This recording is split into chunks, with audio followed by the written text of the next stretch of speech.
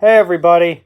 So we have another much smaller trade to talk about, although I guess not, well, smaller than Subban, but Toronto Maple Leafs, we've known that this was coming. Patrick Marleau has been traded to the Carolina Hurricanes in exchange for a 7th round draft pick and a conditional 1st round pick. I mean, obviously Toronto's in a situation where they have to dump salary cap. We've known for weeks now that Patrick Marleau was going to be either traded or bought out, but in whatever way, he was not going to be a Maple Leaf next year. Carolina doesn't even plan on keeping Marleau. He's going to be bought out. They're going to buy him out. So really, this is kind of interesting in my mind. I don't know really what's in this for Carolina. It almost feels like they're doing the Maple Leafs a favor with this deal because they're not going to get anything out of Patrick Marleau. They're just buying him out. And Marleau will become an unrestricted free agent once he's bought out. Obviously, he is expected to go back and sign probably in San Jose on a very, very cheap deal.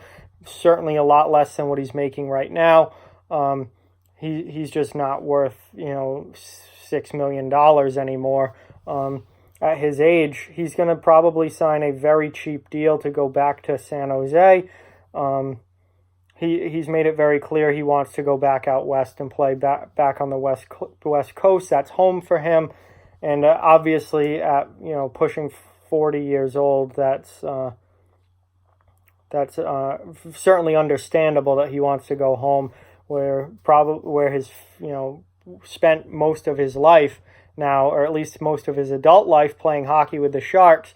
He wants to go back there. So not surprising here, much smaller deal, but Marleau now off the books as far as Toronto is concerned. That opens up a good amount of cap space for them. They still certainly need more, but that does open up some cap space for them. And again, Carolina gives up. It's not going to end up being a 1st round pick. That was conditional, and once they buy, I don't know what the condition is on it. I would assume that for that to be a 1st round pick, Marleau would actually have to contribute to the Hurricanes. That's not going to happen. So it's basically a 7th round pick for Patrick Marleau and a 6th round pick along with it.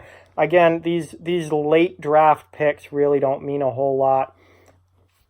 This was just strictly a cap dump as far as the Maple Leafs are concerned, and I guess Carolina was willing to help them out. But so look for Patrick Marleau to sign with the Sharks once he becomes an unrestricted free agent, probably on a very, very cheap deal, as the Sharks obviously do not have much for cap space in their own right.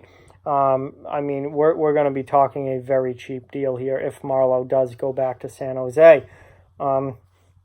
If not, I guess he could potentially sign with another West Coast team, either a California team or Arizona, something like that. But we'll have to wait and see before anything official happens. But Toronto, we've known that they've had to make moves. They've got to figure out this salary cap situation. They've got guys that they need to sign, most notably Mitch Marner. As well as some others, and they don't have the money to do it. So I'm pretty sure this is not going to be the last move made by the Maple Leafs, but this is, I think, just one of many. So with that, like, comment, share, subscribe, follow on social media. All those links are down in the description below. If you'd like to further support the channel, the links to our Patreon and merchandise store are down in the description as well.